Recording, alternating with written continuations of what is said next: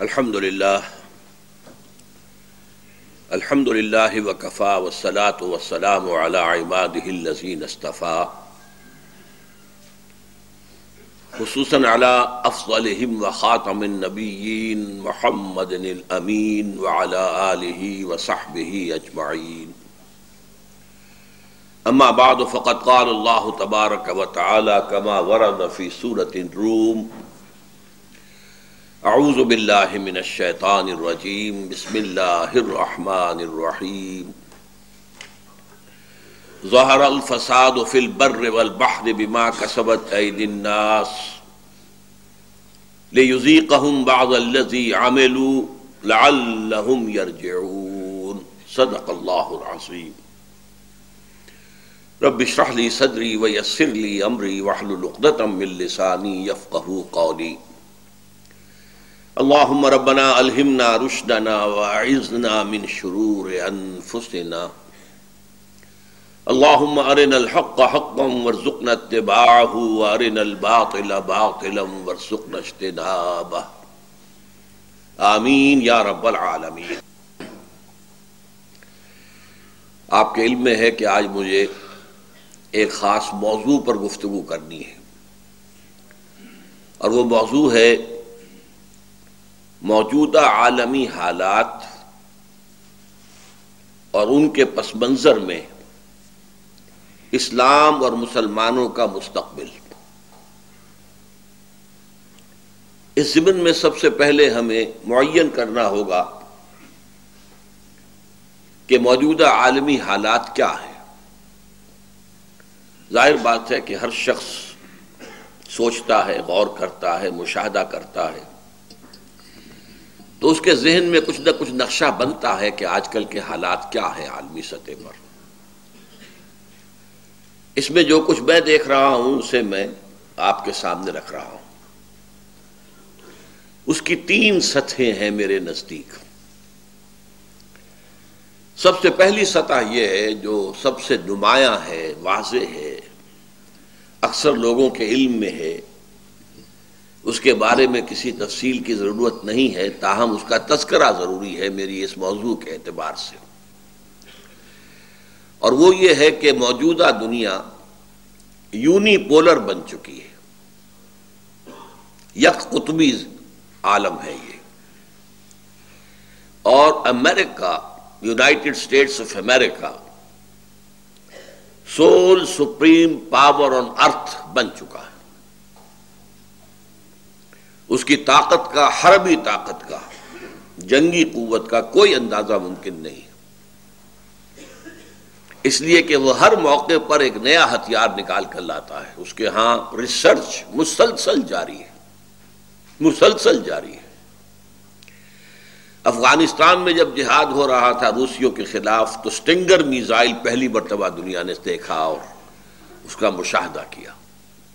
اس سے پہلے کسی کو معلوم نہیں تھا کہ ایسا میزائل بھی ہے جو سیدھے رخ پر جانے کی بجائے اپنے ٹارگٹ کو پرسو کرتا ہے، فالو کرتا ہے۔ پھر جب پہلی خلیجی جنگ ہوئی تو پیٹریوٹ میزائل آ گیا۔ اس سے پہلے کوئی تصور نہیں تھا کہ کوئی انویڈنگ میزائل آ رہا ہو، وہ اسکڈ میزائل ہو اب عراق کا، یا کوئی اور میزائل ہو، ایٹمک ہتھیار لے کر آ رہا ہو، اسے فضا ہی میں تہس نہس کیا جا سکتا ہے۔ ایک پیٹریوٹک میزائل جائے گا اور وہیں پر اس سے ٹکرا کر ختم کر دے گا۔ اب جنگ کے اندر بہت سے نئی چیزیں سامنے آئی ہیں۔ اب لیزر گائیڈڈ بامبز جو ایگزیکٹ نشانے پر جا کر لگتے ہیں 30-35 ہزار فٹ کی بلندی سے، ورنہ پہلے بمبارڈمنٹ ہوتی تھی تو جہاز کو نیچے آنا پڑتا تھا، اور ظاہر بات ہے جب جہاز نیچے آتا تھا بامبر تو وہ اینٹی ایئر کرافٹ گن کا نشانہ بن جاتا تھا، اس کا امکان بہرحال موجود ہوتا تھا۔ اب اس کا سوال ہی نہیں، وہ تو 35 ہزار فٹ کی بلندی سے لیزر گائیڈڈ بم پھینک رہا ہے، وہ جہاں سے لیزر کی شعاع نکلی ہے وہیں جائے گا سیدھا۔ بہرحال یہ صرف میں نے چند مثالیں آپ کو دی ہیں، اس کی حربی قوت کا کوئی اندازہ ممکن نہیں. پھر اس میں تکبر، ایروگنس اس درجے بڑھ چکا ہے کہ اسے نہ تو عدل و انصاف کے جو مسلمہ اصول ہیں ان کی فکر ہے، ان کا کوئی لحاظ نہیں، کوئی فکر نہیں. اپنے بہترین الائز کی رائے کا بھی کوئی لحاظ نہیں. وسیع ترین سطح پر امریکہ اور یورپ کے اندر مظاہرے ہوئے عراق کی جنگ کے خلاف، اس نے بالکل پرے کاہ کے برابر وقت نہیں دی. یو این او ساتھ چلنے کے لیے تیار نہیں ہوئی تو یو این او کو بھی دھکا دیا، بیٹھے رہو. یہ ایروگنس ہے، arrogance. We can go it alone. نئے نئے اصول بنائے ہیں، پری ایمپٹیو اسٹرائک. ہمیں کسی ملک کی طرف سے ذرا سا اندیشہ بھی ہو گیا کہ وہ ہمارے لیے مستقبل میں کہیں خطرناک ثابت ہو سکتا ہے تو ہمیں حق حاصل ہے کہ اس پر حملہ کریں. یہ ضروری نہیں ہے کہ اس ملک کی طرف سے کوئی اقدام ہو اور پھر ہم حملہ کریں. یہ ہے گویا کہ ایک مست ہاتھی کے مانند ہے امریکہ اپنی قوت کے، حربی قوت کے اعتبار سے، جس کا مقابلہ کرنے کی حیثیت نہ یورپ میں ہے، نہ جاپان میں ہے، کسی میں نہیں ہے. عالم اسلام کا تو ذکر ہی کیا ہے. تو پہلی بات یہ ہے کہ جو سب کے سامنے ہے کہ اس وقت امریکہ sole supreme power on earth بن چکا ہے. دوسری حقیقت جو ویسے تو کئی صدیوں میں ڈیولپ ہو کر آئی ہے رفتہ رفتہ، وہ ہے ایک اجتماعی نظام جس نے کہ اس وقت پورے گلوب کو انگلف کر دیا. اس اجتماعی نظام کی 3 سطحیں ہیں.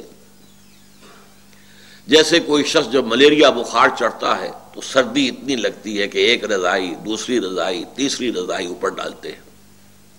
تو 3 رضائیاں ہیں در حقیقت کے جو اس وقت دنیا نے اوڑھی ہوئی. اس میں سے جو نزدیک ترین ہے زمین کے یا مریض کے، وہ ہے سماجی نظام. اس کے اوپر دوسری رضائی ہے معاشی نظام، اور سب سے اوپر ہے نظائی سیاسی نظام. اب ان تینوں نظاموں کا جائزہ لیجیے، اور اس کے لیے چونکہ ہم اوپر سے چل رہے ہیں، پہلے ہم نے امریکہ کی بات کی ہے اور اب سیاسی نظام. پچھلی 2-3 صدیوں کے اندر جو نظام بڑھا، یورپ سے شروع ہوا، پوری دنیا میں پھیل گیا، اور آج گویا کہ وہ موضوع ہے، اصل موضوع ہے، ایکسیپٹڈ فیکٹ ہے پوری دنیا کے اندر. وہ ہے سیکولرزم. اور سیکولرزم کے معنی کیا ہے؟ انسان کے اجتماعی معاملات میں کسی مذہب کا کوئی دخل نہیں. مذہب صرف انفرادی معاملے کا نام ہے، اس میں ہر انسان آزاد ہے، لیکن اس کی 3 چیزیں ہیں صرف، چوتھی چیز اس میں شامل نہیں ہے.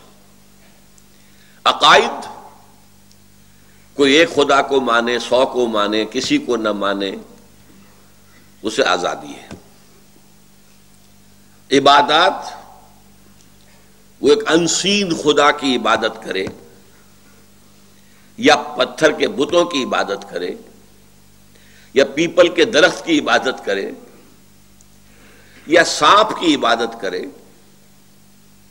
یا انسان کے آلہائے تناسل کی عبادت کرے، یہ بھی ہے ہندوؤں کے اندر. سورج کی کرے، چاند کی کرے، ستاروں کی کرے، کھلی آزادی ہے. پوجو جسے پوجنا چاہتے ہو، اور جو بھی موڈز آف ورشپ تم رکھنا چاہو تمہیں آزادی ہے. قانون میں، سیاسی نظام میں، قانون سازی کے عمل میں کسی مذہب کا کوئی دخل نہیں ہوگا. گویا کہ انسان کی اجتماعی زندگی سے اللہ کو نکال دیا گیا. ہماری پارلیمنٹ سے تمہارا کوئی سروکار نہیں، Go and live in the mosques, synagogues, churches, مندر، جہاں چاہو جاؤ. ہمارے پارلیمنٹ سے تمہارا کوئی سروکار نہیں، ہماری مارکیٹ پلیس سے تمہارا کوئی سروکار نہیں، ہمارے سماجی نظام سے بھی تمہارا کوئی سروکار نہیں. یہ ہم خود بنائیں گے. We are ourselves sovereign. ہم حاکم ہیں. عوامی حاکمیت کے اصول پر ہم قانون سازی کریں گے، انتخابات کریں گے. انتخابات کے نتیجے میں جو بھی پارلیمنٹ یا کوئی بھی آپ اس کو نام دے دیں، کانگریس کہہ دیں، کچھ بھی کہیں، وہ قانون بنائے گی اکثریت کے ساتھ. وہ چاہے شراب پینے کی اجازت دے، چاہے بین کر دے، اس کا اختیار ہے. لیکن یہ بیننگ اس وجہ سے نہیں ہوگی کہ کسی مذہب میں وہ بینڈ ہے. وہ ہم جنس شادیاں اجازت دے، اسے اختیار ہے. مرد کی مرد سے شادی، عورت کی عورت سے شادی، اسے اجازت ہے، وہ قانون بنا سکتی. گویا کہ پورے سیاسی نظام سے، اجتماعی نظام سے اللہ کو بے دخل کر دیا گیا. کسی آسمانی ہدایت کا کوئی سروکار نہیں، کسی خدائی قانون کا کوئی اعتبار نہیں. بس اس کی تلاوت کر لیں، کتابیں پڑھ لیں. سکھ جو ہے گرو گرنتھ صاحب پڑھ لیں، مسلمان قرآن پڑھتے رہیں، ہندو وید پڑھتے رہیں، رامائن بھگوت گیتا پڑھتے رہیں. وہ صرف اپنے مندروں کے اندر، اپنی مساجد کے اندر وہ تراویح میں پورا قرآن پڑھ لیں مہینے میں، ہمیں کوئی اعتراض نہیں. It's their choice.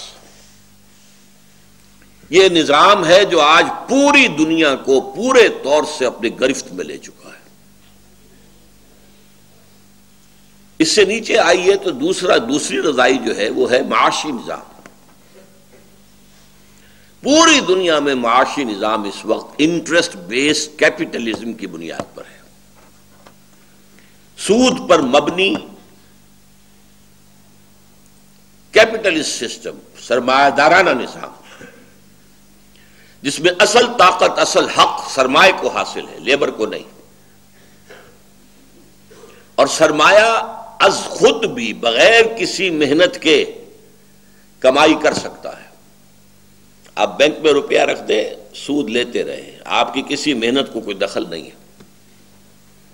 کہیں سے ایک مرتبہ ڈاکہ ڈال کر، غبن کر کے، کچھ اور کر کے آپ ایک دفعہ سائزیبل رقم رکھ دیں بینک میں، اب ہر مہینے آپ کو ملتا رہے، کھاتے رہیں. آپ کی کسی محنت کی ضرورت نہیں، کسی بھاگ دوڑ کی ضرورت نہیں. پھر اس کی ایک اور چھوٹی بہن آئی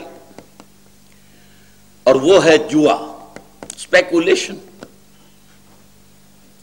ایک تیسری بہن آئی انشورنس. انشورنس بھی اصل میں کیپٹلزم کے تحفظ کا ذریعہ ہے. آپ نے کارخانہ لگایا ہے، چاہے ماچس فیکٹری لگائی ہے، آپ کے 10 کروڑ روپیہ اس میں لگ گیا ہے. اب اس ماچس فیکٹری کے لیے آفات جو ہیں زمینی آسمانی آ سکتے ہیں. آگ لگ جائے، شاہدرہ کے اندر ماچس فیکٹری ہے، ایسا سیلاب آئے کہ بہا کے لے جائے. اس صورت میں سرمایہ دار کا جو نقصان ہوگا اس کو بھی جو کنزیومر ہے ماچس والا وہ ادا کرے گا. وہ اسے انشور کرائیں گے اور انشورنس پر جو انہیں دینے پڑیں گے ہر مہینے یا ہر سال پیسے، وہ اپنی ماچس کی کاسٹ میں ڈال دیں گے. لہذا ہر کنزیومر جو ایک ماچس خرید رہا ہے، اس ماچس کی کاسٹ کے ساتھ ساتھ اس کیپٹلسٹ کی کہ فیوچر کی حفاظت کے بھی پیسے خود دے رہا ہے. یہ تین جو ہیں مل کر ایک معاشی نظام بنتے ہیں. اس معاشی نظام کے خلاف ایک بغاوت ہوئی تھی اور وہ کمیونزم کا نظام تھا. کمیونزم میں انٹرسٹ ختم ہو گیا تھا. انفرادی ملکیت ہی نہیں تو انٹرسٹ کاہے پر ہوگا؟ آپ کے پاس پیسہ ہی نہیں تو کس چیز پر انٹرسٹ ہوگا؟ سب ہر چیز جو ہے وہ تو قوم کی ملکیت ہے. آپ کام کریں، ویج لیں، کھانے کا آپ کا بندوبست ہوگا، یہ حکومت کے ذمے ہے. لیکن اس سے آگے آپ کو کوئی حق نہیں ہے کہ آپ کوئی جماعت بنائیں، کوئی ایجیٹیشن کریں، کوئی اپنی ویجز بڑھانے کے لیے جدوجہد کریں. Nothing of the sort. اس نظام میں چونکہ غیر فطری انتہا پسندی تھی، یہ چل نہیں سکا زیادہ دیر تک. اب اس کی موت واقع ہو چکی ہے. یہ ایک ہی نظام تھا کہ جو کیپٹلزم کو چیلنج کر رہا تھا، اور پچھلی صدی کے وسط میں یہ سیلاب کی طرح بڑھ رہا تھا، اور ویسٹرن کیپٹلزم کانپ رہا تھا اپنے گھر کے اندر. یہ بڑھتا چلا رہا. یورپ آدھے سے زیادہ اس نے قبضہ لیا تھا، لیٹن امریکہ میں پہنچ گیا تھا، سینٹرل امریکہ میں پہنچ گیا تھا، کیوبا میں آج تک ہے، پھر یو ایس ایس آر کے علاوہ چائنا میں پہنچ گیا تھا، ہندوستان میں پہنچ گیا تھا، بنگال میں اور کیرلا میں اس کی حکومتیں قائم ہو چکی تھی. پھر اس سے بھی بڑھ کر یہ کہ یو ایس ایس آر جو ہے کانکویسٹ آف دی اسپیس، خلا کی فتح، اس میں بہت آگے نکل گیا تھا امریکہ سے. امریکہ کانپ رہا تھا. یہی وجہ ہے کہ اس زمانے میں انہوں نے مذہبی کتابیں بڑے پیمانے پر کروڑوں کی تعداد میں شائع کی کہ لو بابا خدا کے لیے قرآن پڑھو، دیکھو کہ یہ کمیونزم جو ہے یہ تمہاری کتاب کے خلاف ہے. دی گلوریس قرآن، مجھے یاد ہے جب میں میڈیکل کالج میں پڑھتا تھا، بڑے خوبصورت ٹائٹل کے ساتھ امریکہ کا چھپا ہوا، مفت تقسیم ہو رہا. بھگوت گیتا پڑھو بھائی پڑھو، اپنشد پڑھو بھائی پڑھو. مجھے اسی وقت اپنشد ملا تھا جس کو کہ میں نے انگلش ٹرانسلیشن میں نے پڑھا تھا، گیتا، تاکہ یہ مذہب جو ہے کسی طریقے سے روک بنے. نیٹو بنا دی گئی تھی، سیٹو بنا دی گئی تھی، سینٹو بن رہی تھی یا بن بھی گئی تھی، to contain Russia and USSR, to contain communism. It's a threat to our system, economic system. وہ کوئی مذہبی جنگ نہیں تھی، مذہب سے سروکار ہی نہیں تھا. یو ایس ایس آر کے لوگ بھی عیسائی تھے، ویسٹرن یورپ اور امریکہ کے لوگ بھی عیسائی تھے. مذہبی تو کوئی اختلاف تھا ہی نہیں. اتنا ہی اختلاف تھا جتنا مسلمانوں کے مختلف مسلکوں میں ہوتا. یہ کیتھولک ہیں، یہ پروٹیسٹنٹس ہیں، یہ ایسٹرن آرتھوڈاکس ہیں، یہ رشین آرتھوڈاکس ہیں، یہ گریک آرتھوڈاکس ہیں. بس تھے تو کرسچنز. سب کے سب حضرت عیسیٰ کو خدا کا بیٹا مانتے تھے، سب کے سب بائبل پڑھتے تھے. تو مذہب کی کوئی جنگ نہیں تھی. پوری نصف صدی جو کولڈ وار چلی ہے وہ ان دو معاشی نظاموں کے خلاف تھی، اور بالآخر وہ جو چیلنج کرنے والا نظام تھا وہ بیٹھ گیا، ختم ہو گیا.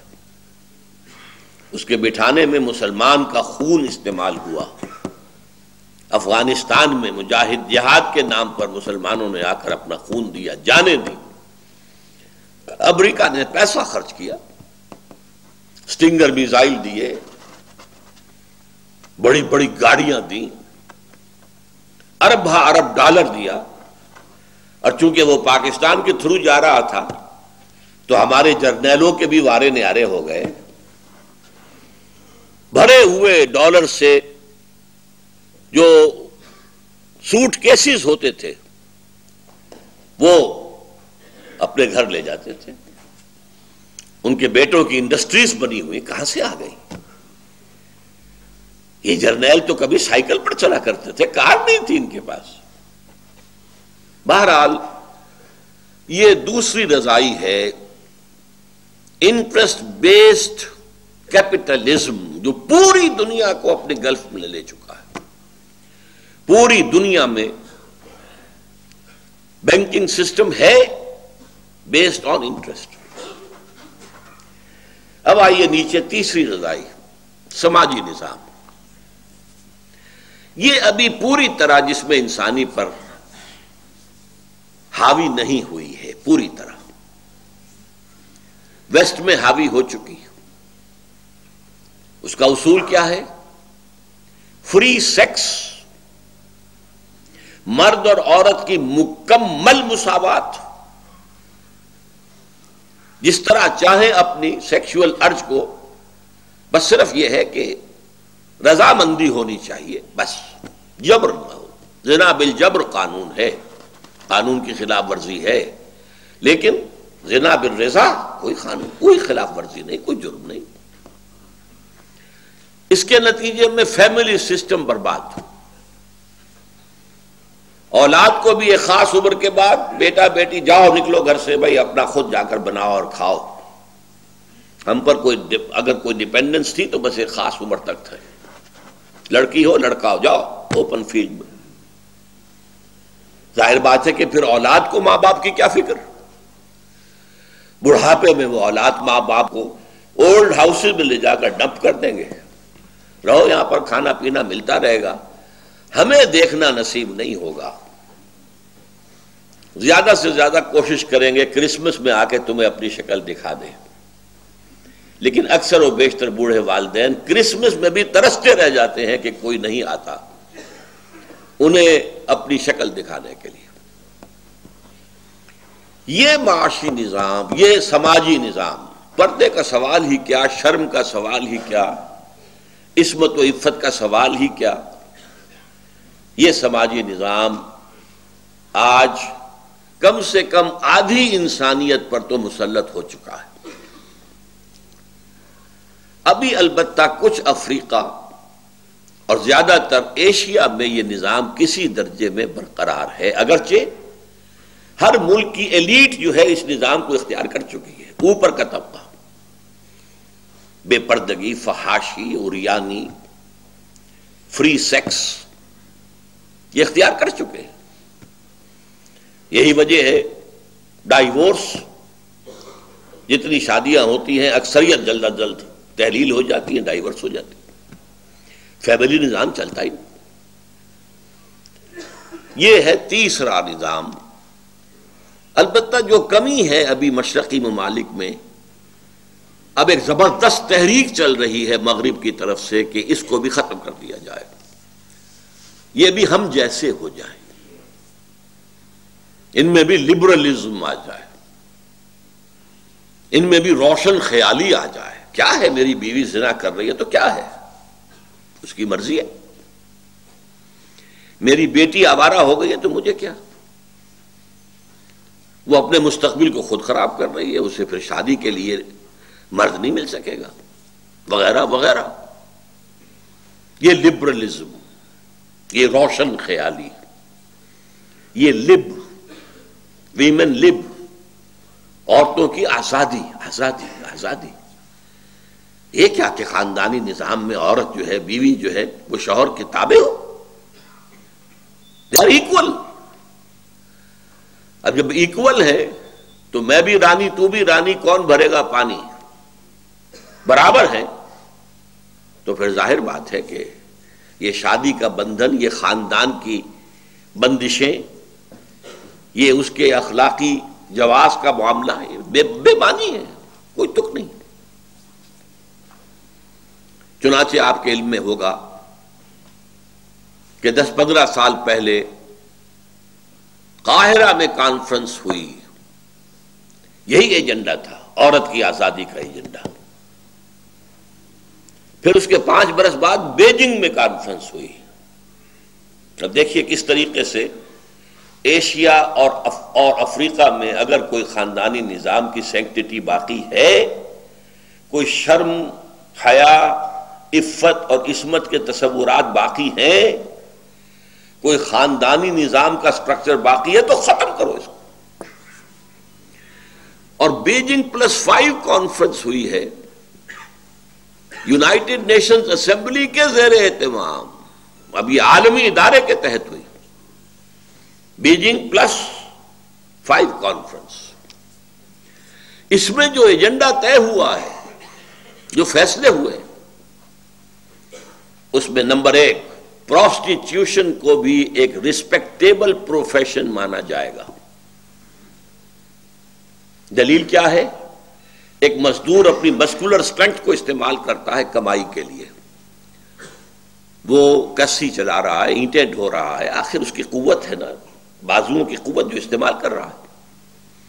ایک عورت بھی اپنے جسم کا ایک عضو استعمال کرتی ہے کمائی کے لیے. What's the difference? پروسٹیٹیوشن کو ایک رسپیکٹیبل پروفیشن مانا جائے۔ نمبر 2، ہم جنس پرستی، گیز اور لیسبینز، یہ ہم جنسی سیکشول تعلق جو ہے اس کو بھی ایک نارمل اورینٹیشن سمجھا جائے۔ مزاج کی بات ہے، کوئی اپنے مزاج کے اعتبار سے اپوزٹ سیکس سے اپنی شہوانی خواہشات کی تسکین کرتا ہے، کوئی اپنے اسی سیکس سے، سیم سیکس سے، ہومو سیکشول، وہ اپنی شہوانی خواہش پوری کر لیتا ہے، تو it's also a normal orientation, normal ہے۔ پھر یہ کہ عورت اور مرد بالکل برابر ہیں، ان کو وراثت میں برابر حصہ ملے گا، ان کو طلاق کا برابر حق ہوگا۔ اگر مرد کو حق ہے طلاق کا تو عورت کو بھی طلاق کا حق ہوگا، جب چاہے طلاق دے دے۔ خلا ولا کا کوئی تصور نہیں کہ عورت جو ہے کسی انٹرمیڈیری ادارے کے ذریعے سے خلا حاصل کرے، عدالت سے، برادری کے پنچوں کی مدد سے ان کو کنونس کرے کہ میں اس شخص کے اب نکاح میں نہیں رہ سکتی، یہ اسباب ہیں، نہیں، جب چاہے طلاق دے۔ پھر یہ کہ اگر وہ گھر کا کام کرے گی تو ویج طلب کر سکتی ہے اپنے شوہر سے، لیبر ہے اس کی، وہ گھر میں رہ کر کام کر رہی ہے تو اسے اس کا صلہ، اس کی مزدوری ملنی چاہیے۔ اگر وہ پریگننسی کی تکلیف گوارا کرے اور بچے کی ولادت کا دکھ اور تکلیف برداشت کرے، اس پر بھی ویج لے سکتی ہے، وہ شوہر کو اس کی بھی قیمت اور مزدوری دینی پڑے گی۔ یہ ہے وہ ایجنڈا جس کو سامنے لایا جا رہا ہے، اور اس کا نام کیا ہے؟ بہت خوبصورت نام ہے اس کا، سوشل انجینئرنگ۔ یہ سوشل سسٹم کی ایک نئی تعمیر ہمیں کرنی ہے، جیسے کہ کوئی عمارت بوسیدہ ہو جائے، اسے گرا دیا جائے تو پھر ظاہر بات ہے اب آرکیٹیکٹ چاہیے جو نئی بلڈنگ کا نقشہ بنائے، پھر کانٹریکٹرز چاہیے جو بنائیں، انجینئرنگ۔ تو یہ سوشل انجینئرنگ پروگرام ہے of the United nations assembly, general assembly نے پاس کیا ہے، پوری دنیا کے نمایاں ترین اور اہم ترین ادارے نے پاس کیا، اور پاکستان بھی اس کا سگنیٹری ہے، دستخط کیے ہوئے، اور اس کی طرف سب سے زیادہ تیزی کے ساتھ پاکستان جا رہا ہے۔ 33% عورتوں کو جو نمائندگی دی گئی ہے ہر لیول پر، یونین کاؤنسل ہو، کوئی ہو، لوکل باڈیز ہوں، پروونشل اسمبلیز ہوں، ڈسٹرکٹ بورڈز ہوں، سٹی گورنمنٹس ہوں، نیشنل پارلیمنٹ ہو، سینٹ، ہر جگہ 33%۔ یہ سب سے آگے نکل گئے، پوری دنیا میں کہیں نہیں، کسی سیکولر ڈیموکریسی میں نہیں۔ سیکولر ڈیموکریسی کا معجزہ قرار پاتا ہے بھارت، اتنی بڑی تعداد وہاں کے رہنے والوں کی، اتنی multi national, multi ethnic, multi linguistic, ہم تو گن بھی نہیں سکتے جتنی زبانیں وہاں ہیں، ہر صوبے، ہر سٹیٹ کی اپنی زبان ہے، لیکن سیاسی نظام جمہوریت کے تحت چل رہا ہے۔ مارشل لاء کا آج تک سوال ہی پیدا نہیں ہوا۔ زیادہ سے زیادہ 1-1.5 سال کے لیے ایمرجنسی عائد کی گئی تھی، صرف ایمرجنسی۔ ایمرجنسی کانسٹیٹیوشنل ہوتی ہے، وہ سپرا کانسٹیٹیوشنل نہیں ہے کہ جو آیا جرنیل اس نے کانسٹیٹیوشن کو اٹھا کے پھینکا اور اپنا جو ہے پی سی او بنایا اور ججوں تک سے اس کا عہد لے لیا، نہیں عہد دیتے تو جاؤ چھٹی کرو، گھر بیٹھو۔ آج تک وہاں نہیں ہوا، آج تک نہیں ہوا، آج تک نہیں ہوا۔ اس لیے جمہوریت کا، جو بھی جمہوریت اس وقت دنیا میں ہے، جو میں نے بتایا تھا، سب سے اونچا لباس، سب سے اونچا لحاف، اس کا اس کو ایک میریکل مانا جاتا ہے، یہ معجزہ ہے بھارت کا۔ وہاں بھی کہیں عورتوں کی نمائندگی اس معنی میں نہیں، ہاں عورتیں ہیں، الیکشن لڑے، ہمارے ہاں بھی تھا، بیگم عابدہ حسین آتی تھی الیکشن لڑ کے، زمیندار ہیں، جاگیردار ہیں، بے نظیر بھٹو الیکشن لڑ کے آتی تھی، لیکن ان کے لیے علیحدہ سیٹیں نہیں تھیں۔ اور پھر جس طریقے سے کہ اس وقت یونائٹڈ نیشنز اور باہر کی حکومتیں این جی اوز کو پیسے دے رہی ہیں، اور این جی اوز جو ہیں اس ملک میں ایک نیا نظام تعلیم لا رہے ہیں، اور اس میں زیادہ توجہ عورتوں پر ہے، تاکہ ان کے اندر یہ شعور پیدا ہو کہ ہم محکوم ہو کر کیوں رہے. تو یہ معاملہ ہے تیسرا کہ جو ویسٹ میں تو اپنی انتہا کو پہنچ چکا ہے، یہاں تک کہ 2 سال پہلے بل کلنٹن نے کہا تھا، یا 3 سال پہلے، ان کا جو ایک سالانہ ایڈریس ہوتا ہے، تقریر کرتے ہیں، State of the Union address, اس میں کہا تھا کہ عنقریب ہماری قوم کی اکثریت حرام زادوں پر مشتمل ہوگی. اس نے حرام زادہ باسٹرڈ کا لفظ استعمال نہیں کیا تھا، لیکن لفظ کیا تھا؟ Born without any wedlock, بغیر کسی شادی کے بندھن کے، کہ ایک مرد ایک عورت میں شادی کا بندھن ہو، اولاد ہو رہی ہے. اسی کو ہم حرامی کہتے ہیں. اسی کو خود یہودی جو ہے اسی معنی میں معاذ اللہ ثم معاذ اللہ حضرت عیسیٰ کو باسٹرڈ کہتے ہیں. ان کا کہنا یہ ہے کہ یوسف نجار سے رشتہ تو ہو چکا تھا حضرت مریم کا شادی کے لیے، لیکن ابھی شادی نہیں ہوئی تھی، اس سے پہلے وہ انٹرکورس کر بیٹھے، جس سے کہ جیسس کی پیدائش ہوئی. معاذ اللہ ثم معاذ اللہ، نقل کفر نہ باشد، لہذا وہ حرامی ہے. بہرحال یہ تیسرا لحاظ ہے. اب ان تینوں کو جوڑیے. اب بتا چکا ہوں میں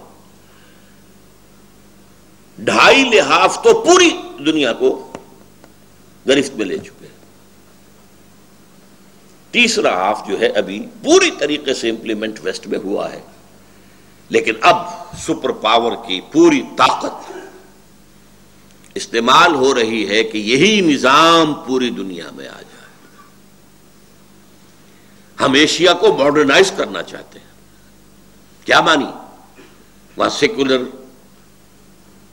سیاست گہری ہو جائے. عرب میں یہ کچھ قوانین نافذ ہیں شریعت کی بنیاد پر، ایران میں کچھ قوانین نافذ کیے ہوئے ہیں شریعت کی بنیاد پر. تو یہ تو سیکولرزم کی نفی ہو گئی. لہذا ان سب کو ختم کیا جائے. افغانستان میں مذہب کی بنیاد پر ایک قانونی ڈھانچہ کھڑا ہو رہا تھا. We have nipped the evil in the bud. ہم نے گرا دیا، ختم کر دیا. اور اب ہماری ساری قوتیں جو ہے وہ صرف ہوں گی باقی پوری دنیا کے اندر بھی اس نظام کو لانے پر. ان 3 لحاظوں کا میں اب ایک نتیجہ نکال رہا ہوں. نوٹ کر لیجئے کہ مذہب کے خلاف اتنی بڑی بغاوت آج تک نہیں ہوئی تھی. زیادہ سے زیادہ گمراہی کیا تھی؟ ایک بڑا خدا تو ہے، اس میں تو کوئی شک ہے ہی نہیں. اس کے ساتھ چھوٹے چھوٹے خدا بھی ہیں، اس کے اسسٹنٹس ہیں، اس کے لاڈلے ہیں، اس کے پیارے ہیں، اس کے بیٹے یا بیٹیاں ہیں. لہذا ان کی انٹرسیشن، ان کی شفاعت سے ہمارا بیڑا پار ہو جائے گا. ان کی مورتیاں بناؤ، انہیں پوجو، ریور کرو، ان کی عزت کرو، چڑھاوے چڑھاؤ، تاکہ ہم شفعاؤنا عند اللہ، یہ اللہ کے ہاں ہمارے شفیع بن جائیں گے. یہ تھی گندگی. شرک تھا، خدا کا انکار نہیں تھا. چنانچہ آپ کو معلوم ہے یورپ میں 2 ہی تہذیبیں تھیں جو تہذیب کے نام پر ابھری ہیں، the Greek civilisation and the Roman civilisation. اور دونوں میں گاڈ بڑی جی سے لکھا جاتا تھا. گاڈ وہ ایک ہی تھا، omnipotent, omniscient, everywhere present. یہ اس کی 3 صفات تھیں. علی کل شیء قدیر بھی ہے، بکل شیء علیم بھی ہے، ہوا معکم اینما کنتم بھی ہے، جہاں کہیں بھی تم ہو تمہارے ساتھ ہوتا. انڈیا میں مہادیو ایک، دیویاں بے شمار، دیوتا بے شمار، لیکن وہ مہادیو کے ہم پلہ تو نہیں تھے. گاڈز اینڈ گاڈسز جو ہیں رومن اور گریک سویلائزیشن کے وہ اس بڑے گاڈ کے ہم پلہ نہیں تھے. لم یکن لہو کفوا احد، کوئی بھی اس کا ہم پلہ نہیں ہے، مد مقابل نہیں ہے. عرب میں بھی اللہ ایک ہی تھا، آلہہ الہ بہت سے تھے. لیکن یہ جو بغاوت ہوئی ہے آج دنیا میں کہ اٹھا کر پھینک دیا گیا اللہ کو. Nothing to do with you, with your word, with your revealed law. Nothing doing. جاؤ رہو مسجد میں، سینیگوگ میں، چرچ میں، لوگ آئیں گے، they will pay respect to you، نماز پڑھ لیں گے. باقی نہ ہمارے گھر میں تمہارا عمل دخل ہوگا، نہ ہماری مارکیٹ پلیس میں اور بینک میں کہیں تم داخل ہو سکتے ہو، نہ ہماری سیاست اور ریاست میں، نہ پارلیمنٹ میں، نہ سینٹ میں، نہ ہمارے بینکوں میں، نہ ہماری عدالت میں، نو ویئر. اس کے لیے میں نے آیت پڑھی تھی ظہر الفساد فی البر والبحر. بحر و بر میں فساد رونما ہو گیا. یہ فساد سے مراد کیا ہے؟ ویسے تو دنیا میں اس میں بھی کوئی شک نہیں ہے کہ اس نظام کے آنے کے بعد ہی عظیم ترین عالمی جنگیں ہوئی ہیں، کروڑوں انسان قتل ہوئے. پچھلی صدی کی 2 عظیم عالمی جنگوں کا خیال کیجئے، دی فرسٹ ورلڈ وار اور دی سیکنڈ ورلڈ وار، کروڑوں انسان قتل ہوئے. لیکن اس سے قطع نظر فساد کسے کہتے ہیں؟ بغاوت، اللہ کے خلاف بغاوت. جیسے کہ قرآن مجید میں منافقین سے کہا گیا وَإِذَا قِيلَ لَهُمْ لَا تُفْسِدُوا فِي الْأَرْضِ قَالُوا إِنَّمَا نَحْنُ مُصْلِحُونَ. وہ اصل میں منافقین کیا کہتے تھے؟ بھائی کیوں پنگا لے رہے ہو، کیوں قریش سے جنگ مول لے رہے ہو، تمہاری مت ماری گئی ہے، ایک دیو کے ساتھ ٹکرانا چاہتے ہو، صلح صفائی سے کام کرو، دشمن کو مارنا بھی ہے تو گڑ دے کر مارو. یہ تھا ان کا موقف، جنگ کے خلاف تھے. وہ جان جانے کا اندیشہ ہے، اس میں مال خرچ کرنا پڑتا ہے. اسے کیا کہا گیا؟ فساد فی الارض. اللہ اور اس کے رسول کا حکم کچھ اور ہے اور یہ کچھ اور ڈفلی اپنی بجا رہے. وَإِذَا قِيلَ لَهُمْ لَا تُفْسِدُوا فِي الْأَرْضِ، اللہ اور اس کے رسول کے احکام کے خلاف تم بات کرو گے، یہ فساد ہے. آج پوری دنیا اس فساد کی گرفت میں ہے. ظہر الفساد فی البر والبحر. اور یہ فساد کیوں آیا ہے؟ بما کسبت ایدی الناس، لوگوں کے اپنے ہاتھوں کے کرتوتوں کی وجہ سے آیا. انسان نے خود یہ نظام جو ہے طے کیے ہیں. اللہ تعالیٰ نے انسان کو آزادی دی ہے. Okay go this way, if that is your choice you can go ahead. تم خود بھگتو گے، تمہاری نسلیں بھگتیں گی. عذاب الہی آئے گا تو گیہوں کے ساتھ گھن بھی پسے گا. گو ahead، ہماری طرف سے آزادی ہے. ہم زبردستی تمہیں روکیں گے نہیں کہ اس راستے پر مت جاؤ. زبردستی ہو تو پھر جزا و سزا کا ہے کی. جزا و سزا تو اسی کی ہے کہ چوائس ہے، اما شاکرا و اما کفورا، فمن شاء فلیؤمن ومن شاء فلیکفر. جو چاہے ایمان لائے، جو چاہے کفر کرے. We have given you the freedom of choice. تو یہ در حقیقت تمہارے ہاتھوں کے اپنے کرتوتوں کے نتیجے میں ہوا. بما کسبت ایدی الناس لیذیقہم بعض الذی عملوا، تاکہ اللہ تعالیٰ انہیں مزہ چکھائے کچھ ان کے اعمال کا. سارے اعمال کا مزہ تو وہ آخرت میں چکھائے گا جب زندگی ختم ہونے میں نہیں آئے گی. لوگ داؤ صبورا موت مانگیں گے، کاش موت آ جائے ہم، لیکن موت نہیں آئے گی. لا يموت فیہا ولا یحیا. تو اصل تو سزا وہاں ملے گی، پوری سزا تو وہاں ملے گی.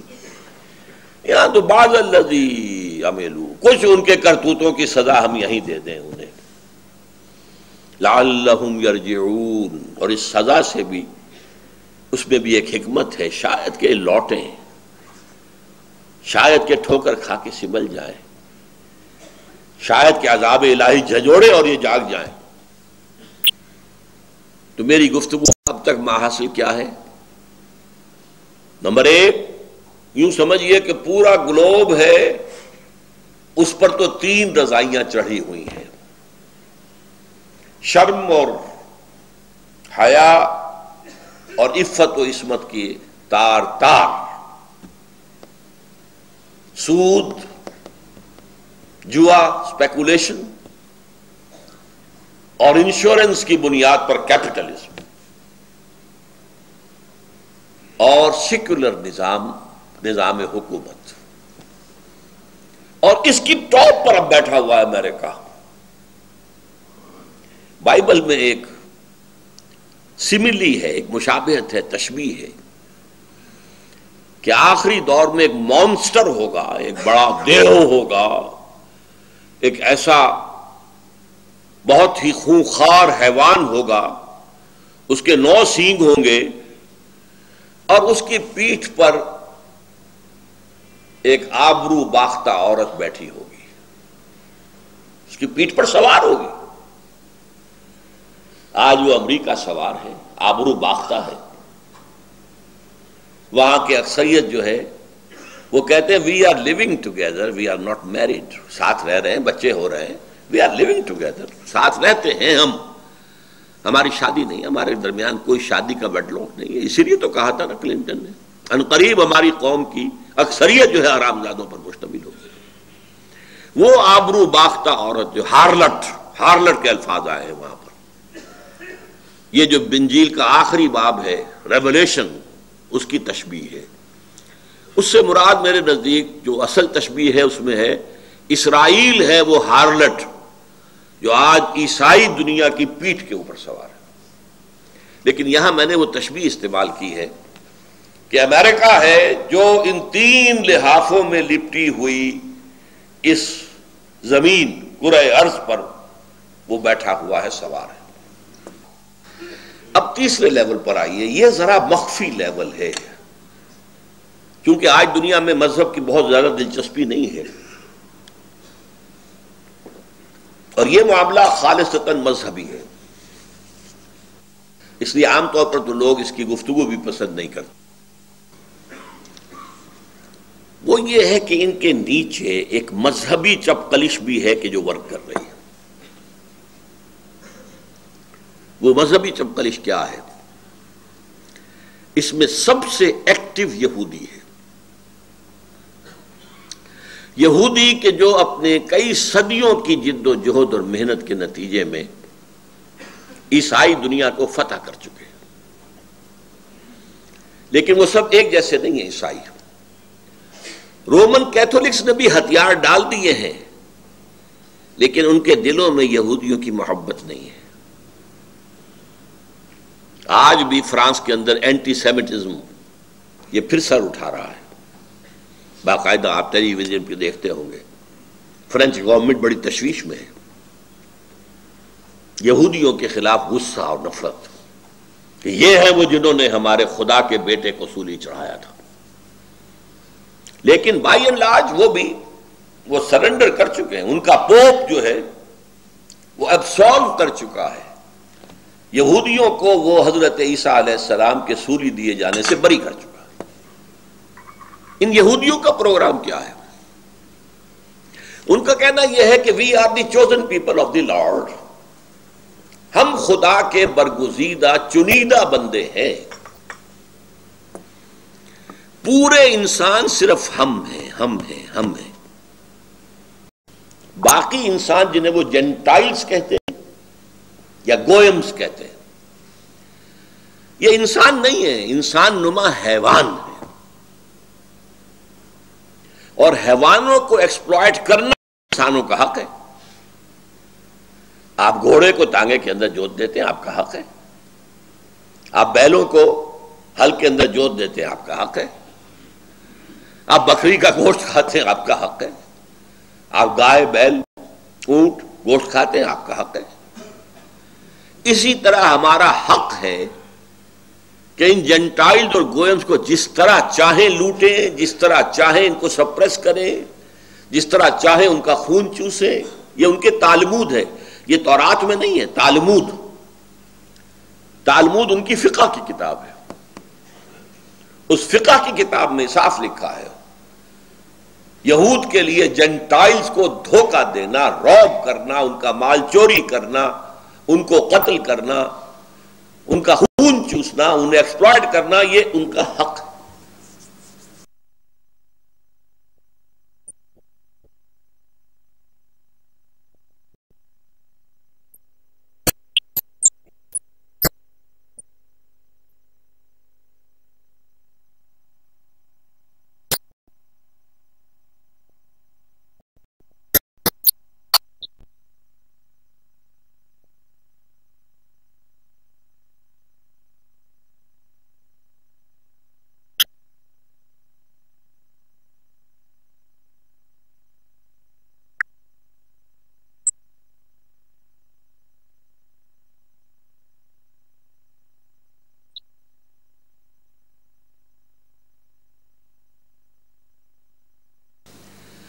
یہ انسان نہیں ہے، انسان نما حیوان ہے،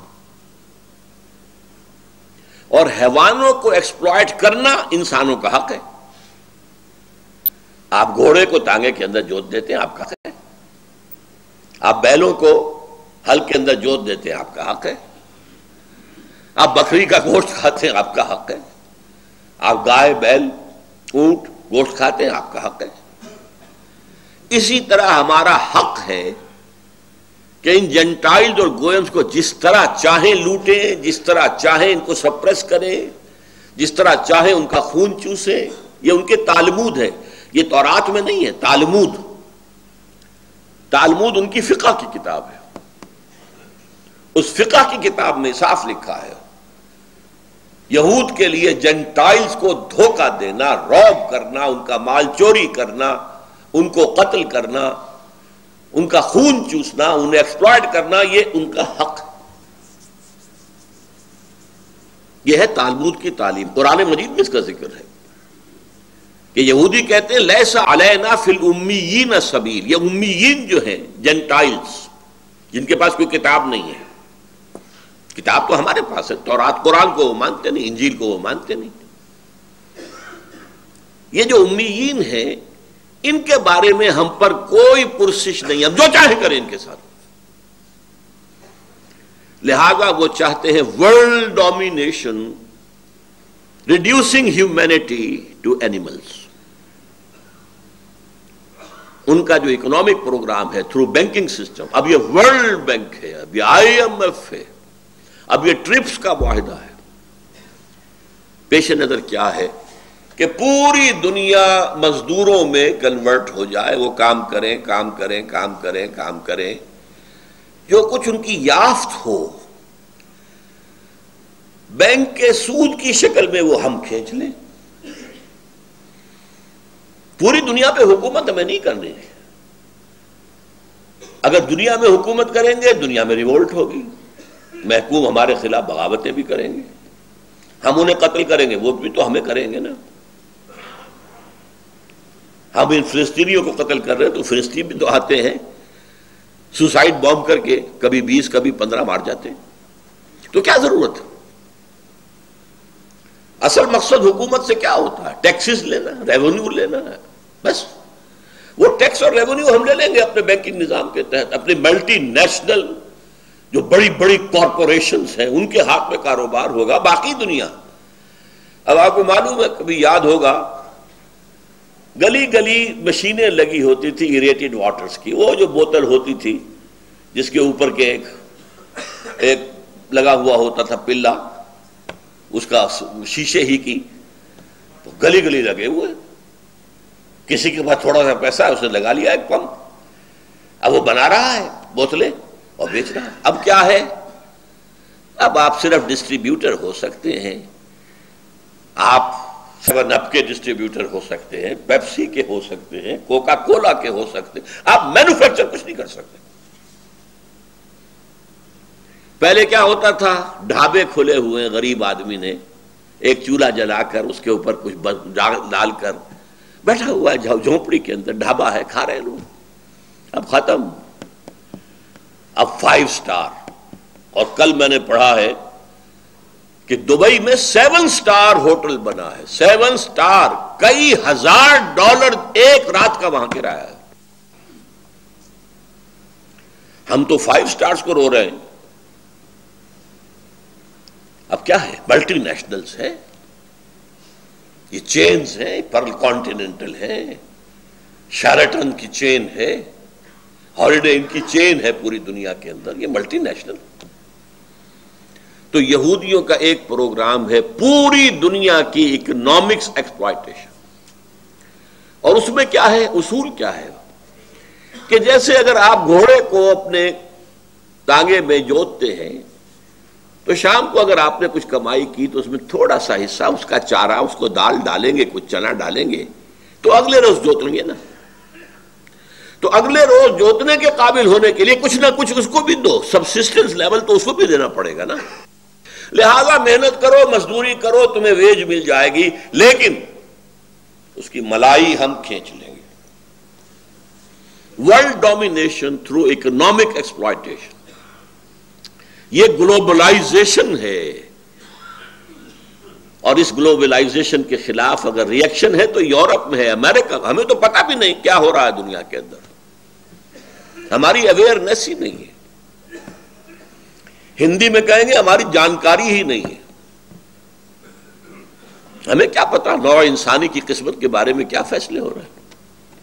یہ کبھی ڈیووس میں جمع ہو رہے ہیں، کبھی واشنگٹن میں جمع ہو رہے ہیں، یہ گلوبلائزیشن کے لیے کبھی کہیں جمع ہوتے ہیں، کبھی کہیں جمع ہوتے ہیں. کیا ہو رہا ہے؟ سوچ کیا رہے ہیں؟ نمبر 2، یہود کے پروگرام میں کیا ہے؟ Greater Israel. ایک بڑی مملکت ہمیں ضرور بنانی ہے in the heart of the Arab world. یہ گریٹر اسرائیل ان تمام علاقوں پر مشتمل ہوگا جہاں کبھی یہودی رہے ہیں، ایک ذمہ دار اور آزاد قوم کی حیثیت سے.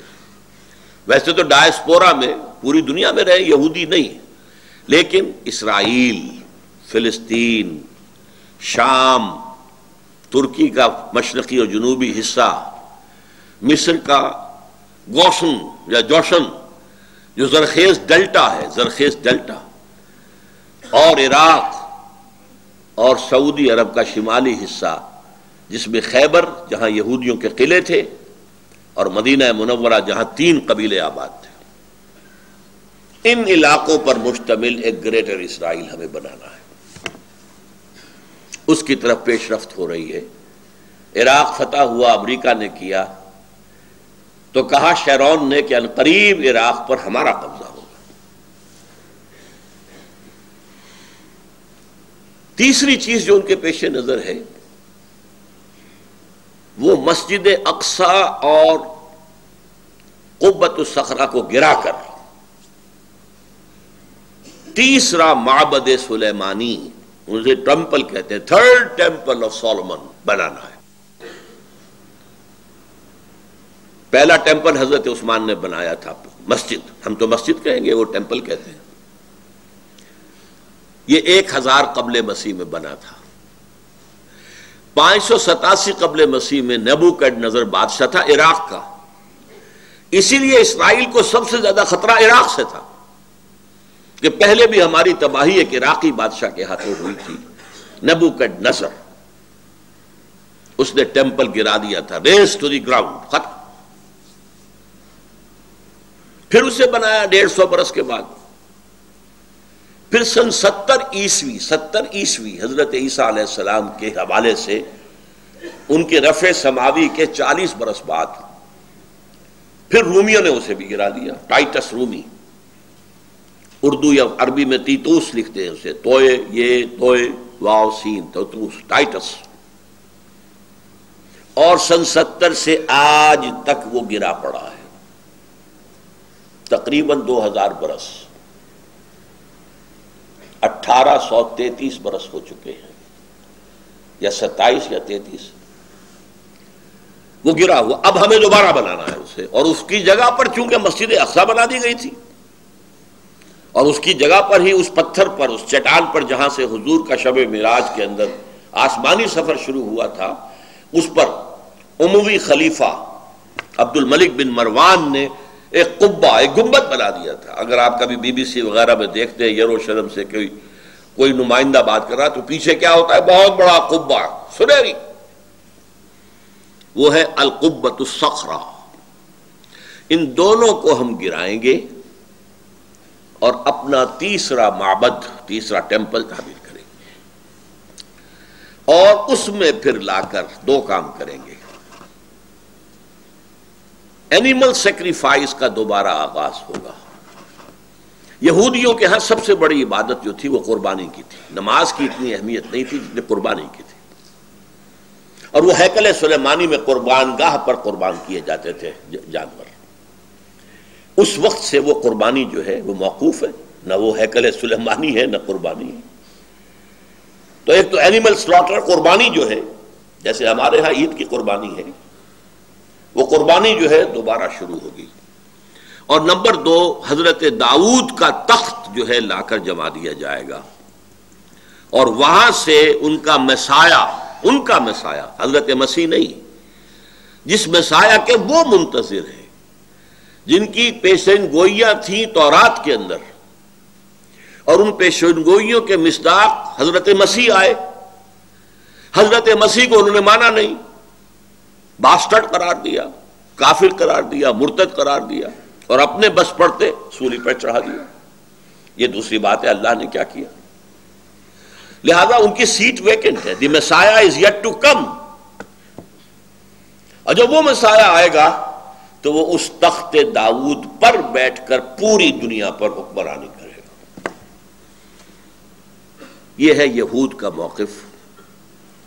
اور اس میں ایک چیز کا اضافہ کر لیجئے، اس میں انہیں عیسائیوں سے کوئی اندیشہ نہیں ہے، عیسائیوں کو کیپچر کر چکے ہیں۔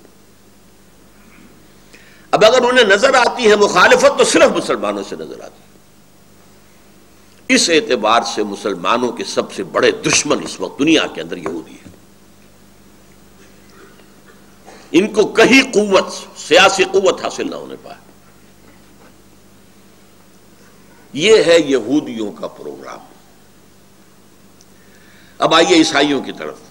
عیسائیوں میں سب ایک جیسے نہیں ہیں، لیسو سواء، برابر نہیں ہے سب کے سب۔ جیسے ہم کہتے ہیں نہ ہر زن زنست و نہ ہر مرد مرد، خدا پنج انگوش یکساں نہ کرد۔ ان میں جو پروٹیسٹنٹ فرقہ ہے، جس کا امام پہلے تھا برطانیہ اور اب ہے امریکہ، اور یہ ایک نسل ہے جس کو کہتے ہیں اینگلو سیکسن۔ تو ویسٹ کی ایک اصطلاح ہے وائٹ اینگلو سیکسن پروٹیسٹنٹس۔ یہ سب یہود کے پشت پناہ ہیں، مددگار ہیں، عیسائی۔ بلکہ یہاں تک کہ یہ یہودی جو مذہبی یہودی ہیں، ان سے بھی زیادہ اسرائیل کے اس وقت سپورٹر ہیں۔ یہ ہمیں بتایا تھا ایک یہودی عالم نے، یا آج سے کچھ 6 سال پہلے تنظیم اسلامی نارتھ امریکہ کا کنونشن تھا ہوسٹن میں۔ وہاں ہم نے ایک سیشن رکھا تھا جس میں ایک عیسائی کو، ایک یہودی کو بھی بلایا تھا۔ تو ایک پروفیسر ایمیریٹس، بڑا بوڑھا یہودی بھی آیا تھا، ڈاکٹر وشوگراڈ۔ اس نے 2 باتیں عجیب کہی تھی، اور میں پھر اس سے اسی وجہ سے بعد میں علیحدہ بھی ملا۔ ایک تو میں حیران ہوا کہ اس نے کہا Islam is the ideal religion for whole of mankind except the Jews. گویا کہ عیسائیت کی نفی، ہندو مت کی نفی، ہر چیز کی نفی، بس سوائے یہودیت کی۔ دوسری بات یہ کہی کہ اسرائیل کو تو ہم سپورٹ تو نہیں کرتے، اسرائیل کو تو یہ یہاں کے عیسائی سپورٹ کر رہے ہیں۔ ساری اکانومی انہیں امریکہ سے ملتی ہے، ساری مدد انہیں 5 ارب تو انہیں ہر سال مل جاتا ہے، 5 ارب ڈالر۔ باقی جب کوئی کام امریکہ کہتا ہے یہ یوں کرو، اچھا لاؤ پیسے۔ 10 ارب کا معاملہ تھا جب اس بش کا باپ تھا سینئر بش، 10 ارب وہ مانگ رہے تھے سیٹلمنٹ کے لیے کہ ہم یہاں پہ یہودیوں کو سیٹل کرنے کے لیے آبادیاں بنائیں، پیسے دو، 10 ارب چاہیے ہمیں۔ اس نے ایک شرط لگا دی کہ تم پیس ٹاکس شروع کرو پیلسٹینینز کے ساتھ، تب میں دوں گا۔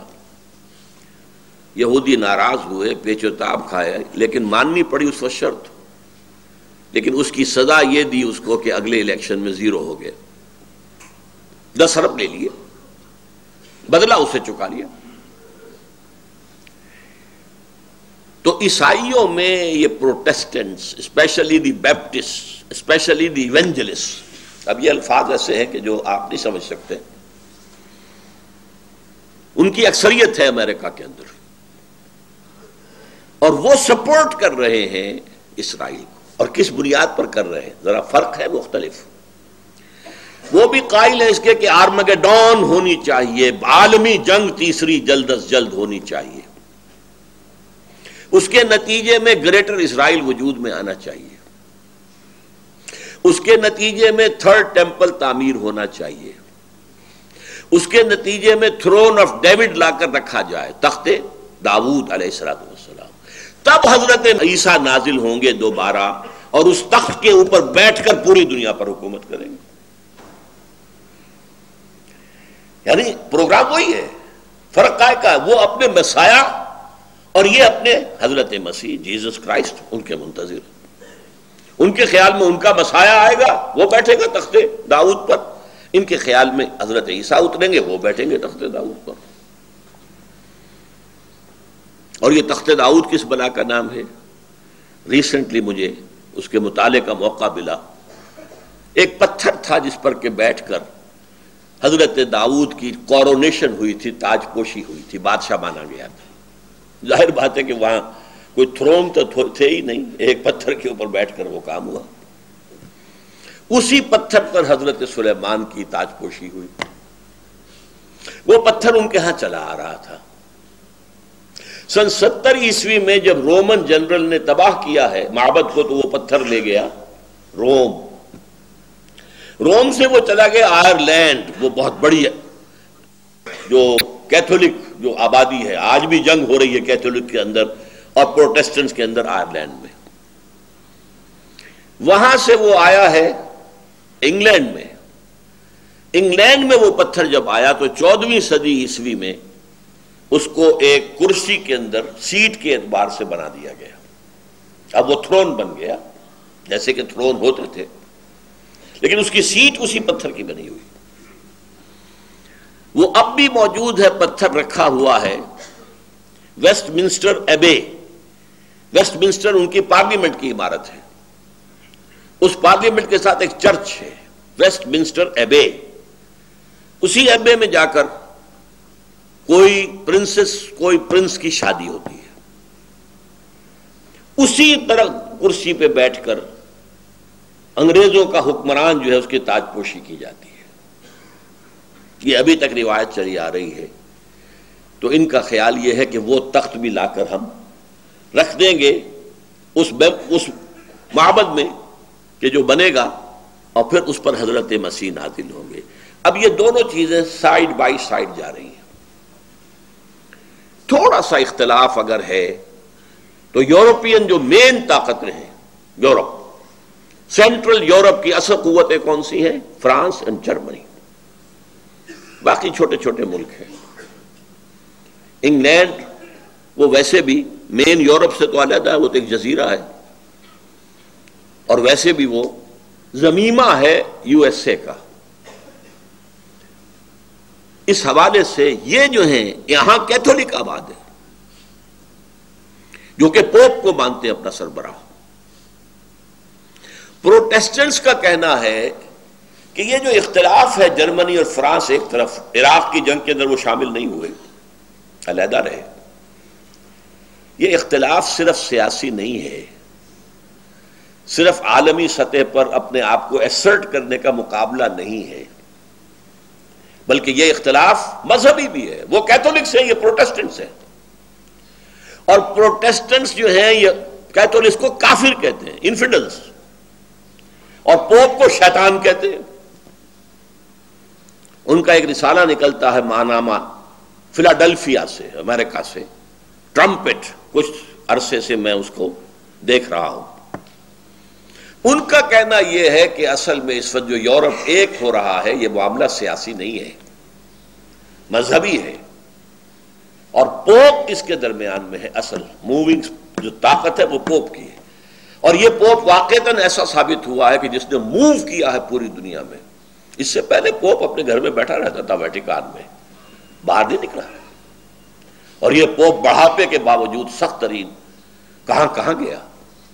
یہ چاہتا ہے ہولی رومن امپائر دوبارہ دنیا میں ریوائیو کرنا، وہ ہولی رومن امپائر جو پوری یورپ پر چھا گئی تھی، اور افریقہ اور ایشیا کے بھی بہت سے علاقوں کے اوپر چھائی ہوئی تھی، شمالی افریقہ اور مغربی ایشیا۔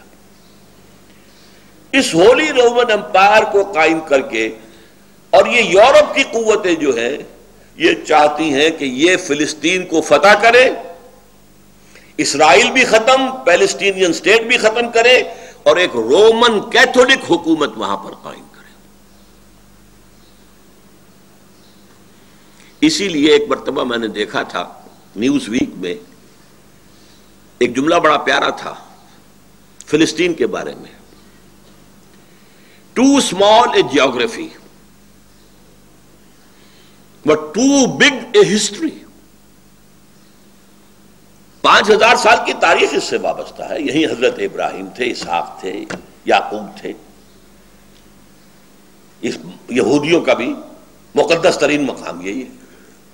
عیسائیوں میں حضرت عیسیٰ یہیں پیدا ہوئے، یہیں سولی چڑھے ان کے عقیدے کے مطابق، یہیں انہوں نے تبلیغ کی گیلیلی اور مختلف علاقوں میں، لہذا یہ عیسائیوں کا بھی صدر بہت محترم مقام ہے، مسلمانوں کا بھی ہے، وہ حرم کہتے ہیں، تیسرا حرم یہ ہے، پہلا حرم حرم مکی، دوسرا حرم حرم مدنی، تیسرا حرم حرم الحرم الشریف، یہ مسجد اقصی۔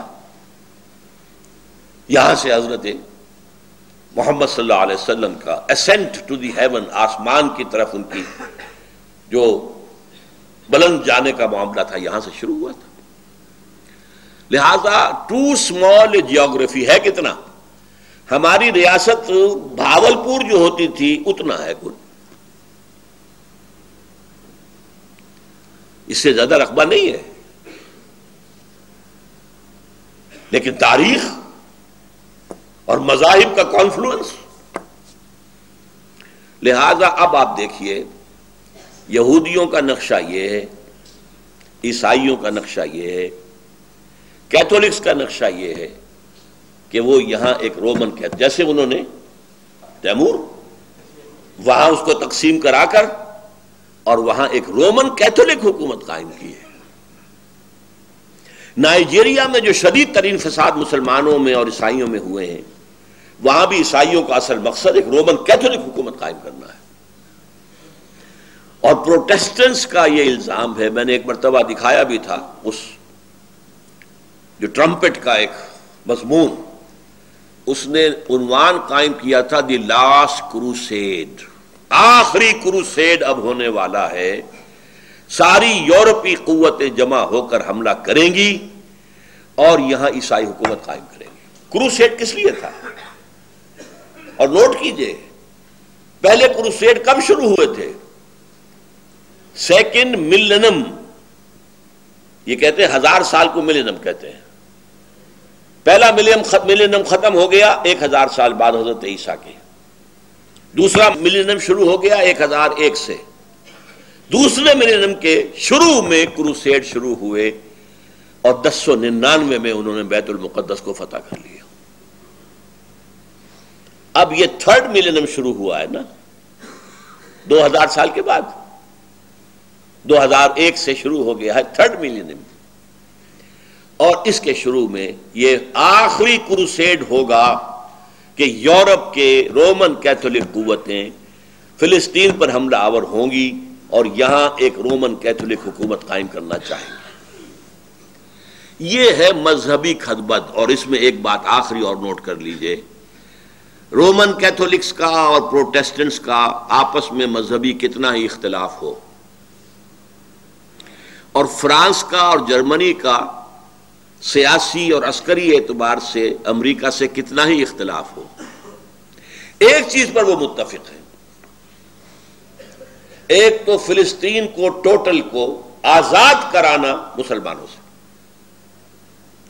اور نمبر دو مسلمانوں کے اندر جو یہ دماغ میں خناس پیدا ہو گیا ہے کہ ہمارا ایک نظام ہے، ہم اپنا نظام قائم کریں گے، اس کو ختم کرنا، واش آؤٹ کرنا۔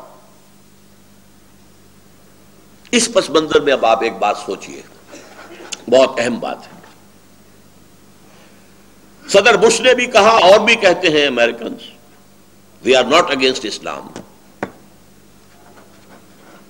وی are not going to war against Islam, we want a war within Islam. اس کا کیا مطلب ہے؟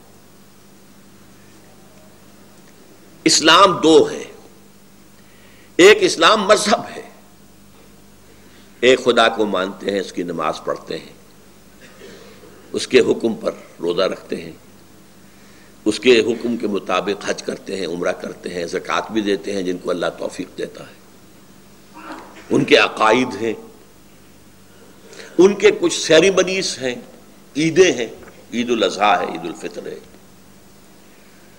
ان کے کچھ سوشل کسٹمز ہیں، ریچولز ہیں، بچہ پیدا ہوتا ہے تو عقیقہ کرتے ہیں، شادی کرنی ہو تو نکاح ہوتا ہے، اور نمبر 3 کوئی مر جائے تو دفن کرتے ہیں، جلاتے نہیں ہیں۔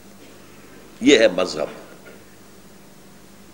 شراب نہیں پیتے، سور نہیں کھاتے، یہ مذہب ہے۔ ایک اسلام ہے دین، اس کا ایک سیاسی نظام ہے، اس کا ایک معاشی نظام ہے، اس کا ایک سماجی نظام۔ ہماری ساری جنگ اسلام ایز اے دین کے خلاف ہے، اسلام ایز اے مذہب کے خلاف نہیں ہے۔ تو ان کا کہنا پارشلی ٹرو ہے، ہم مذہب اسلام کے خلاف نہیں ہیں، اور اس کی وہ گواہیاں دیتے ہیں، دیکھو تم یہاں آتے ہو اور یہاں کالوں کو گوروں کو کنورٹ کر لیتے ہو، ہم نے کبھی اعتراض کیا؟ تم یہاں آتے ہو، ہماری چرچز، ہماری سینیگوگز خریدتے ہو، مسجد بنا لیتے ہو، ہم نے کبھی اعتراض کیا؟ تم نمازیں پڑھتے ہو، ہم نے اعتراض کیا؟ یہ ضرور ہے کہ آپ ورکنگ ٹائم میں نہیں پڑھ سکتے، کبھی کبھی وہ لوگ ان میں سے اتنے کنسیڈریٹ بھی ہوتے ہیں، ورکنگ ٹائم میں بھی وہ وقت دے دیتے ہیں کہ عصر کی نماز پڑھ لو، ظہر کی پڑھ لو، ورنہ عام مسلمان وہاں مجبور ہے کہ لنچ کا جو آتا ہے 1 گھنٹے کا وقفہ، اسی میں وہ ظہر اور عصر پڑھ لیتے ہیں، اور پھر گھر جا کر مغرب اور عشاء۔ لیکن ہمارا اعتراض کوئی نہیں، روزے رکھتے ہو، ہمیں کوئی اعتراض نہیں۔ تو اسلام سے تو ہماری جنگ نہیں ہے، اسلام ایز اے مذہب we are ready to embrace, بلکہ رمضان میں ہم وائٹ ہاؤس میں افطاری بھی دے دیں گے، بلا لیں گے بہت سے لوگوں کو، آؤ بھائی افطار کر، اور عید کے موقع پر کوئی کومومریٹو جو ہوتے ہیں سٹیمپ، وہ بھی ایشو کر دیں گے، تہوار تو تمہارا ہے اور یادگاری ٹکٹ ہم جو ہے ایشو کر رہے ہیں۔ تو اس اسلام سے ان کی کوئی جنگ نہیں ہے، they are ready to embrace, اس لیے کہ سیکولرزم کا اصول ہی ہے، سیکولرزم لا مذہبیت نہیں ہے، لا دینیت ہے، ہما مذہب لا دینیت۔ ہما مذہب کیا مطلب؟ ایک سیکولر ملک میں تمام مذاہب رہ سکتے ہیں، ہندو وہاں ٹیمپلز بنا رہے ہیں، عیسائی وہاں گردوارے بنا رہے ہیں، یہ سکھ جو ہے، ہما مذہب، سب مذاہب کی اجازت ہے، کھلی اجازت ہے، ایک خدا کو پوجو، 1000 کو پوجو، درختوں کو پوجو، سانپ کو پوجو، جس کو چاہو پوجو، ٹیمپل بناؤ اور اس میں جو چاہو بھجن گاؤ، کچھ اور کرو، بتوں کو پوجو، اور اگر چاہو تو گردوارہ بناؤ، گرو گرنتھ کے سامنے متھا ٹیکو، ہمیں کوئی اعتراض نہیں۔ تو اسلام سے بھی ہماری کوئی جنگ نہیں، لیکن اسلام ایز اے مذہب، اسلام ایز اے دین، nothing doing, we can't bear it، اس کو ہم نے ختم کر کے دم لینا ہے۔ میں نے پہلے ایک بات کہی تھی، اس کو یہاں دوبارہ ذہن میں تازہ کر لیں. 50 برس تک جو کولڈ وار چلی ہے وہ مذہب پر نہیں تھی، نظام پر تھی. کیپٹلسٹک سسٹم ورسس کمیونزم، نظام کی بات تھی. انفرادی ملکیت ختم، قومی ملکیت، سود ختم، پیسہ نہیں اپنے پاس رکھ سکتے، بس ویجز کھاؤ، ویجز دیں گے وہ کھا لو. رفتہ رفتہ اجازت دی گئی، تم اپنے گھر کے کسی صحن کے اندر سبزیاں بولو اور وہ سبزیاں جو ہے اپنے دروازے پر رکھ کر بیچ لو، اس کی اجازت ہے بس. اور کوئی پرائیویٹ بزنس نہیں، نو فارمز، نو فیکٹری، نو شاپ. تو آج اصل میں اس اسلام کے خلاف جنگ ہے جو ڈکلیئر کی جا چکی ہے. اسی لیے کہتے ہیں وار ود ان اسلام. اب وہ ٹکرا دینا چاہتے ہیں جو مذہبی تصور والے عناصر ہیں ہمارے ملک کے اندر اور عالم اسلام میں. ہمارے علماء کی اکثریت اسلام کو ایک مذہب کی حیثیت سے مانتی ہے، دین کی حیثیت سے اسلام ان کے سامنے ہے ہی نہیں.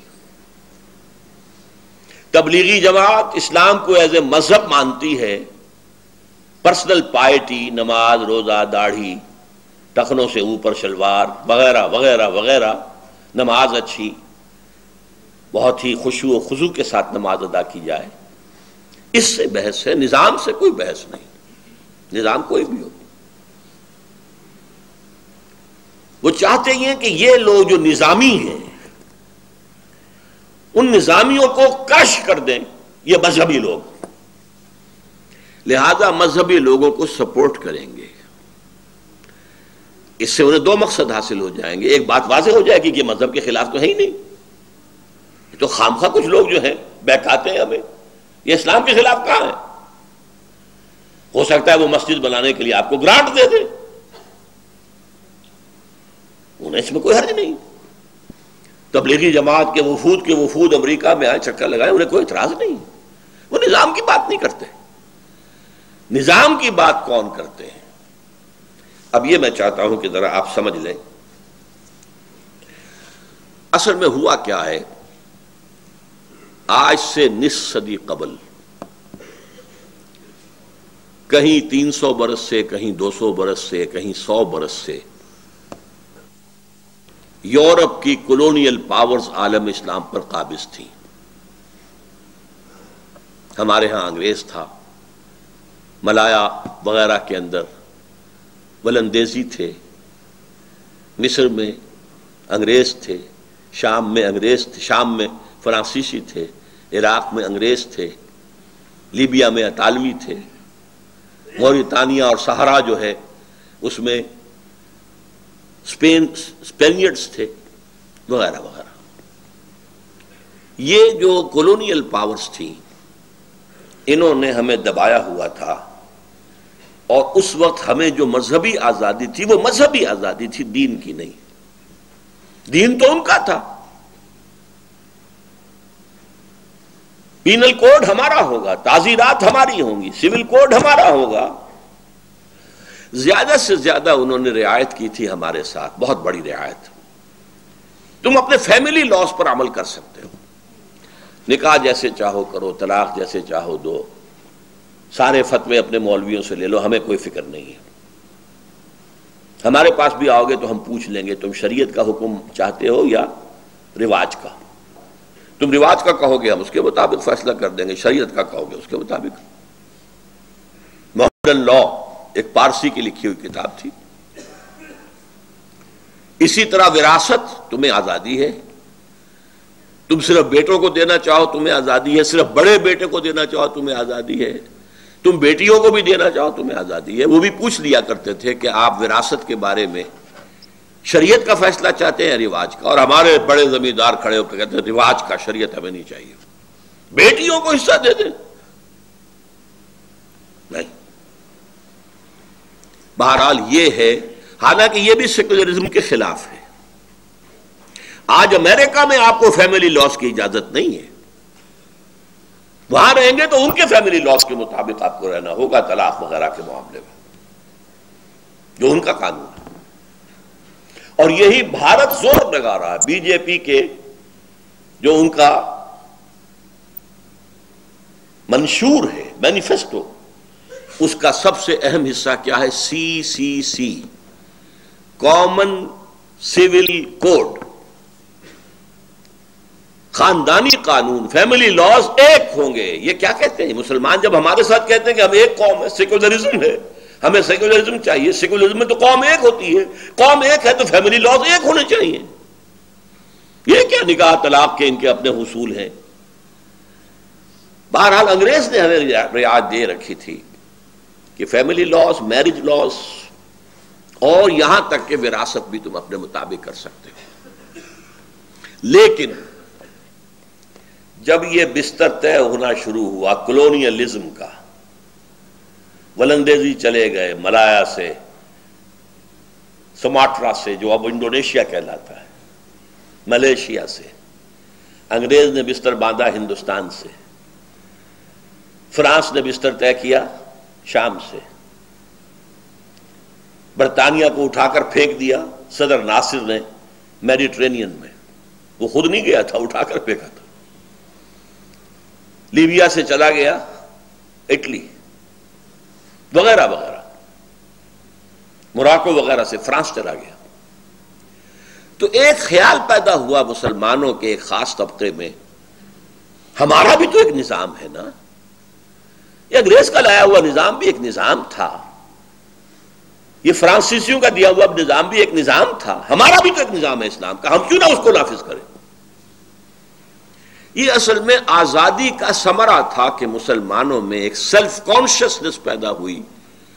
دے ڈسکورڈ اسلام ایز اے دین. تو تحریکیں ابھری، مسجوبی پارٹی انڈونیشیا میں، جماعت اسلامی انڈو پاکستان میں، فدائیین ایران میں، الاخوان المسلمون عرب ورلڈ میں. یہ ساری تحریکیں کیا تھی کہ اسلام دین ہے، دین اپنا غلبہ چاہتا ہے، ہم دین کو غالب کریں.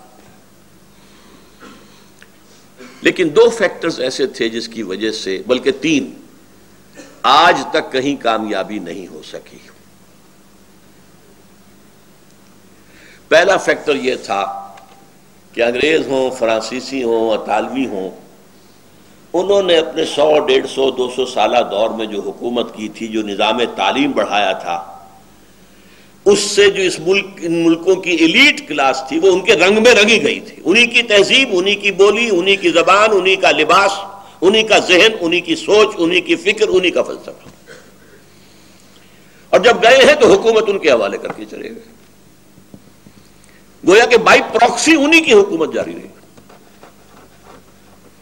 اور اس طبقے کے نزدیک بھی اسلام صرف مذہب ہے، وہ دین اسلام سے واقف ہی نہیں ہے، چاہے وہ پرویز مشرف ہوں اور چاہے وہ فاروق لغاری ہوں اور چاہے وہ کوئی ہو. دوسری بات، ان مسلمان تحریکوں نے طریقہ کار غلط اختیار کیا. اسلام ایک نظام کی حیثیت سے حضور نے برپا کیا تھا، اور یہ دوبارہ ہو سکتا ہے تو صرف حضور ہی کے طریقہ کار پہ ہو سکتا ہے. انہوں نے سمجھا وہ تو آؤٹ آف ڈیٹ ہے، پرانا ہے، چلو الیکشن میں حصہ لو، اس سے اسلام نافذ کریں گے. اس میں ناکامی ہوئی تو گولی چلانی شروع کر دی، فلاں کو مار دو، فلاں کو مار دو، سادات کو مار دو. سادات مر گیا تو حسنی مبارک آ کے بیٹھ گیا. ابھی کل پرسوں میرے پاس ایک نوجوان آیا تھا کہ میرا دم گھٹ رہا ہے، میں چاہتا ہوں پرویز کو قتل کر دوں. میں کہا تمہارا دماغ خراب ہے، ایک پرویز کو قتل کرو گے تو اور کوئی پرویز آ کے بیٹھ جائے گا، فائدہ کیا ہوگا؟ کہاں تبدیلی ہوئی ہے؟ حکومت فوج کے ذریعے سے کوئی تبدیلی ہوئی آج تک؟ اس اعتبار سے یہ غلط میتھوڈالوجی جو ہے اس نے ان تحریکوں کو کہیں کامیاب نہیں ہونے دیا. اب ان دو اعتبارات سے اچھی طرح سمجھ لیجئے. نمبر ایک، ہمارے عوام کے ذہنوں پر علماء کا جو تسلط ہے، لہذا وہ تصور دین سے واقف ہی نہیں ہے، وہ اسلام کو ایز اے مذہب جانتے ہیں. نمبر دو، یہ جب بستر لپٹے ہیں استعمار کے، تو جو نیچے حکومتیں بنی ہیں وہ انہی کے تربیت یافتہ لوگ تھے، تربیت دادا لوگ تھے، چاہے آئی سی ایس آفیسرز تھے اور چاہے وہ بڑے بڑے لینڈ لارڈ تھے جن کے بچوں کی تعلیم مغرب میں ہوئی ہے۔ پھر پگاڑا صاحب بھی تو، یہ دونوں بھائی لے جائے گئے تھے ان کے والد کو پھانسی دینے کے بعد انگلینڈ میں، وہاں ان کی تربیت ہوئی ہے نا۔ اور بھی جتنے بڑے بڑے جاگیردار ہیں ان کے بچے تو وہاں تربیت حاصل کر کے آتے ہیں جہاں سے ان کی برین واشنگ کر دی جاتی ہے۔ اور تیسرے، دینی تحریکوں کی غلط میتھوڈالوجی، یا بیلٹ یا بولٹ، دونوں غلط، یکساں غلط۔ اب میں اپنی گفتگو ختم کر رہا ہوں اس بات پر، اس پورے پس منظر میں یہ بات واضح ہے کہ اس وقت اسلام اور مسلمانوں کا مستقبل بہت تاریک ہے، بہت تاریک ہے، بہت تاریک ہے۔ امریکہ جیسی سپر پاور، عالمی تہذیب کے 3 لحاف اور دینی مذہبی سطح پر عیسائیت اور یہودیت کا گٹھ جوڑ اور دشمنی اسلام سے، اور تیسرا اس ٹرائنگل کے اندر شامل ہو گیا ہندوستان، مشرکین، ان کی قوت، ان کی طاقت، ذرائع ابلاغ پر ان کا قبضہ، نظام تعلیم کو اب جو نیا رنگ دے رہے ہیں این جی اوز کے ذریعے سے، ان سب کے ہوتے ہوئے الرغم اسلام ایز اے دین کم سے کم مستقبل قریب میں اس کا کوئی امکان نظر نہیں آتا۔ ہاں، اسلام ایز اے مذہب وہ باقی رہے گا۔ ملا کو جو ہے ہند میں سجدے کی اجازت، ناداں یہ سمجھتا ہے کہ اسلام ہے آزاد۔ اسلام آزاد نہیں ہوگا، ہاں مذہب اسلام موجود رہے گا۔ البتہ یہ صرف مستقبل قریب کی بات ہے، مستقبل بعید میں کیا ہونا ہے؟ ناز اتنا نہ کریں ہم کو ستانے والے، اور بھی دور فلک ہیں ابھی آنے والے۔ Tables will be turned. یہ کب ہوگا، کیسے ہوگا، اس موضوع پر اب میں گفتگو کروں گا۔ میرا آج کا جو ہے خطاب، اس کے ویڈیو یا آڈیو آپ حاصل کریں، دوبارہ سنیں، 12 سنیں، بار بار سنیں، لوگوں کو سنائیں، تاکہ انہیں جانکاری ہو، انہیں معلوم ہو دنیا میں ہو کیا رہا ہے، کون سی قوتیں ہیں، اور اسلام بطور دین کس دور سے ہدف بن چکا ہے ان تمام ورلڈلی پاورز کا، چاہے وہ امریکہ ہے اور چاہے وہ یورپ کا سینٹرل حصہ، ان سب کا ٹارگٹ اسلام ایک دین کے اعتبار سے ہے۔